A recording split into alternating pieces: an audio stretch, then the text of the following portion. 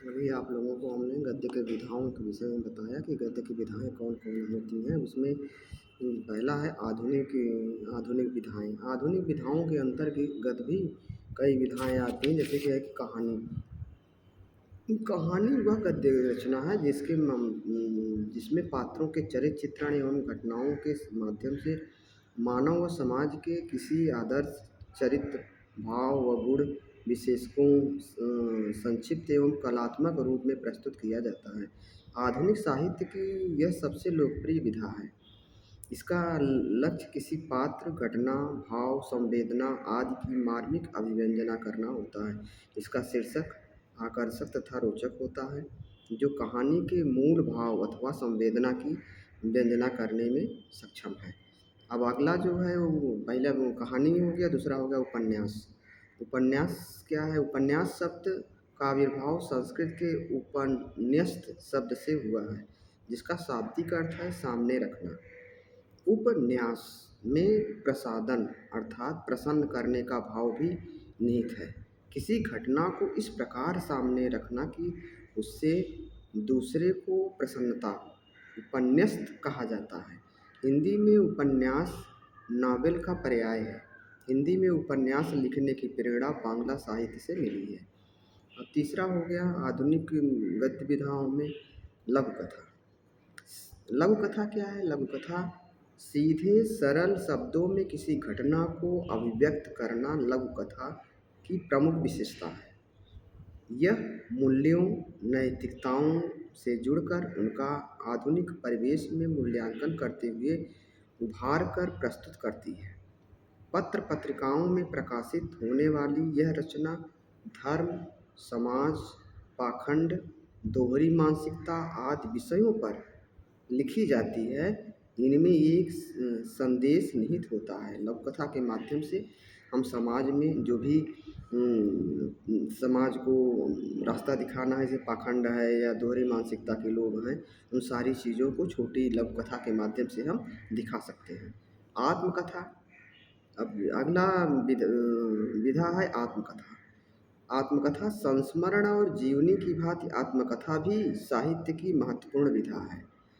आत्मकथा किसी विशिष्ट द्वारा लिखा वह आख्यान या वर्णन होता है जो वह बड़ी बेबाकी से अपने जीवन के बारे में प्रस्तुत करता है। आत्मकथा में हमारे साथ जो घटनाएं घटी हुई हैं, बचपन से लेकर के जब तक हम लिख रहे हैं तब तक की पूरी जीवन की हमारी जो घटनाएं हैं, हमारे साथ जो घटनाएं घटी हुई हैं, उसको हम प्रस्तुत करते हैं।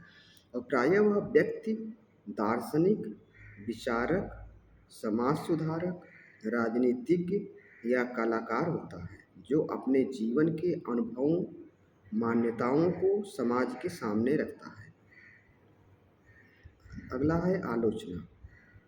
आलोचना का शाब्दिक अर्थ है किसी पदार्थ, तथ्य, वस्तु की सही परख करना।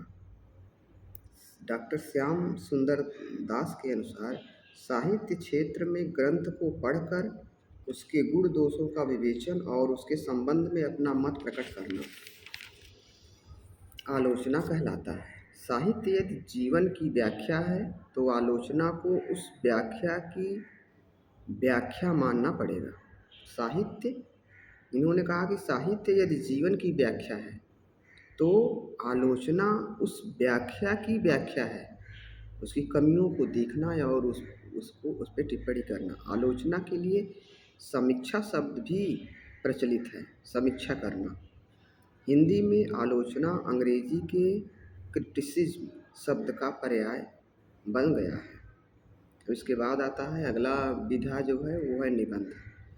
निबंध वह गद्य विधा है जिसमें लेखक सीमित आकार में किसी विषय की सर्वांगीण, स्वच्छंद एवं सुव्यवस्थित व्याख्या प्रस्तुत करता है। गद्य की नवीन विधाओं में यह एक महत्वपूर्ण विधा है। इसे गद्य की कसौटी कहा गया है। आधुनिक हिंदी निबंध इससे के अधिक निकट है।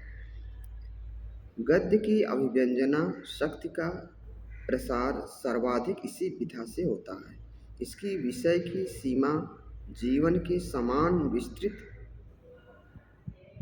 जीवन के समान विस्तृत है। इसमें बुद्धि तत्व की प्रधानता होकर ही हृदय तत्व से जुड़ाव रहता है। निबंध इसमें जो लगे हुए हैं बीए थर्ड सेमेस्टर में, वो हैं भारतवर्षोन्नति कैसे हो सकती है, भारतेंदु हरिश्चंद्र का है, और मित्रता जो है आचार्य रामचंद्र शुक्ल का है। अशोक के फूल हजारी प्रसाद द्विवेदी का है। उत्तरा फाल्गुनी के आसपास यह कुबेर नाथ राय का है। तुम चंदन हम पानी ये डॉक्टर विद्यानिवास मिश्र का है। ये 5 जो है निबंध लगे हुए हैं। इस प्रकार से ये हो गया आधुनिक विधाएं और प्राचीन विधाएं जो हैं। गद्य की प्राचीन विधाएं जो हैं वो है नाटक। पहला नाटक है, दूसरा है आख्यायिका और तीसरा है कथा। तो नाटक क्या है? रंगमंच पर अभिनय दृश्य से लिखी गई तथा पात्रों व संवादों पर आधारित एक से अधिक अंकों वाली दृश्यात्मक रचना नाटक कहलाती है। नाटक वास्तव में रूपक का भेद है। पात्र द्वारा अभिनय के लिए नाटक के पात्र का रूप रखने के लिए इसे रूपक या नाटक कहा जाता है। नट माने अभिनेता से संबद्ध होने के कारण भी इसे नाटक कहा जाता है। नाटक में ऐतिहासिक पात्र विशेष की शारीरिक एवं मानसिक अवस्था का अनुकरण किया जाता है। भारत में नाट्य साहित्य परंपरा का इतिहास बहुत प्राचीन है। संस्कृत साहित्य में रचित नाटक इसका प्रमाण है। काव्येषु नाटक रम्य कहकर इसकी प्रशंसा की गई है। दूसरा है आख्यायिका। दूसरी प्राचीन विधा जो है वो है आख्यायिका। आख्यायिका से तात्पर्य प्राचीन कथा या पौराणिक आख्यान से है। इस शब्द का निर्माण आ धन ख्या धन ल्यूट धन टाप से हुआ है। आ शब्द से तात्पर्य प्राचीन तथा ख्या से प्रसिद्ध कथानक से है। साहित्य शास्त्री गद्य रचना के 2 भेद करते हैं, आख्यायिका तथा कथा। बाणभट्ट की रचना हर्षचरित को वे आख्यायिका की श्रेणी में रखते हैं तथा कादंबरी को कथा मानते हैं। रामायण महाभारत और पुराण साहित्य प्राचीन आख्यान की श्रेणी में आते हैं। हिंदी गद्य के आरंभ में यह टीकाओं के रूप में दिखाई देता है। श्रृंगार रस मंडन, अष्टयाम, अगहन महात्म, वैशाख महात्म, माधव विलास, योग वशिष्ठ, प्रेम सागर, नाचिकेतोपाख्यान आख्यायिका शैली की रचनाएं हैं। अब प्राचीन विधाओं में एक विधा और है कथा।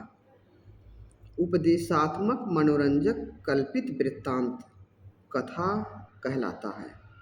इस शब्द का निर्माण कथ धातु अंग प्रत्यय टाप के रूप में हुआ। कथ का अर्थ है कहना होता है, अर्थात मनोरंजक एवं उपदेश शैली में सुसंबद्ध कथानक युक्त कल्पित कहानी को कथा कहा जाता है। इसका आकार आख्यानक से छोटा होता है।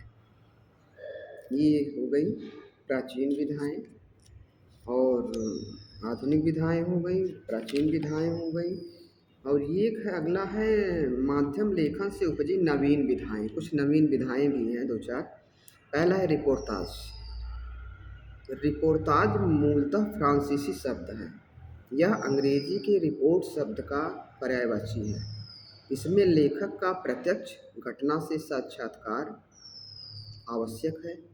इसमें युद्ध, विभीषिका, सूखे व बाढ़ के कारण अकाल का छाया या पूरे मानव समाज को प्रभावित करने वाली अन्य महत्वपूर्ण घटना के घटित होने पर पत्रकार और साहित्यकार उस घटना के अनेक संदर्भों की प्रत्यक्ष जानकारी हासिल करके उसे रिपोर्टाज शैली में प्रस्तुत करके पाठकों का मन झकझोर देते हैं। रिपोर्ट शब्द से बना हुआ है। तो ये जो है रिपोर्टाज शैली में जो भी घटनाएं घटी हैं उसको ला करके वो पाठकों के सामने प्रस्तुत करते हैं। हिंदी में इसका जन्म छायावादोत्तर काल से हुआ है। दूसरा है नवीन विधाओं में है रेडियो रूपक। रेडियो पर प्रसारण हेतु नई शैली के जिन नाटकों की रचना हुई है उसे रेडियो रूपक के नाम से जाना जाता है। यद्यपि यह छोटे थे फिर भी इन्हें नाटक की संज्ञा दी गई। विद्वानों का मानना है कि यह पश्चिमी शैली की देन है। रेडियो रूपक या नाटकों, संवाद तथा ध्वनियों के माध्यम से भावों एवं दृश्यों का प्रसारण होता है। डॉक्टर सिद्ध कुमार का कथन है, रेडियो रूपक मूलतः अंधेरे का ही नाटक है। अदृश्य अदृश्य अंधकार ही इसका रंगमंच। दर्शक नाटक देख नहीं सकता, केवल सुन सकता है। तो यह रेडियो रूपक है। नाटक तो हो रहा है, बताया जा रहा है, लेकिन वो दिखाई नहीं देता है दृश्य रूप में, वह श्रव्य रूप में सुनाई देता है। अगला है पटकथा। पटकथा का संबंध चलचित्र की कहानी के अंतिम रूप से है। जिस प्रकार इमारत के निर्माण से पूर्व एक पूरा मानचित्र एक कागज पर बना लिया जाता है, उसी प्रकार कहानी को अंतिम रूप कहानी के अंतिम रूप देने के उपरांत पटकथा भी वह मानचित्र है जो चलचित्र रूपी भवन को निर्मित करती है। बंगाली निर्देशक तपन सिन्हा के अनुसार पटकथा से चलचित्र की बुनियाद है। जिस प्रकार पटकथा से कहानी और उपन्यास का विकास होता है, उसी प्रकार पटकथा से चलचित्र का विकास होता है। अगला है संवाद। नवीन विधाओं में अगला है विधा है संवाद। साहित्यिक रचनाओं में अन्य तत्वों की अपेक्षा संवाद तत्व का प्रभाव अधिक प्रत्यक्ष रहता है। संवाद का सभी अन्य तत्वों से सीधा संबंध होता है।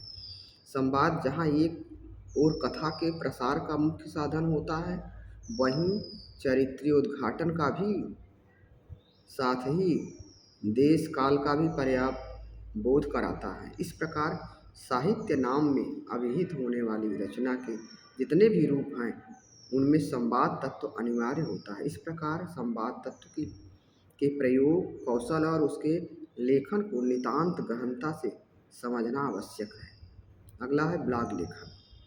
पत्र पत्रिकाओं में प्रतिष्ठित विद्वान, विशेषज्ञ या संपादन कार्य से जुड़े लेखक द्वारा लिखा जाने वाला समीक्षात्मक, तुलनात्मक, प्रशंसात्मक या व्यंग्यात्मक लेख ब्लॉग लेखन कहलाता है। इसके अंतर्गत लेखक समसामयिक घटना या व्यक्ति पर समीक्षा करते हुए विचार अभिव्यक्त करता है। अब नेक्स्ट है नवीन गद्य विधाओं के अंतर्गत जो आता है वो संपादकी है। संपादकी पत्र पत्रिकाओं से जुड़ी हुई एक स्वतंत्र विधा है। इसके माध्यम से संपादक अपनी बौद्धिक, सृजनात्मक तथा कल्पना शक्ति के माध्यम से पत्र को उन्नति के शिखर पर पहुंचाता है।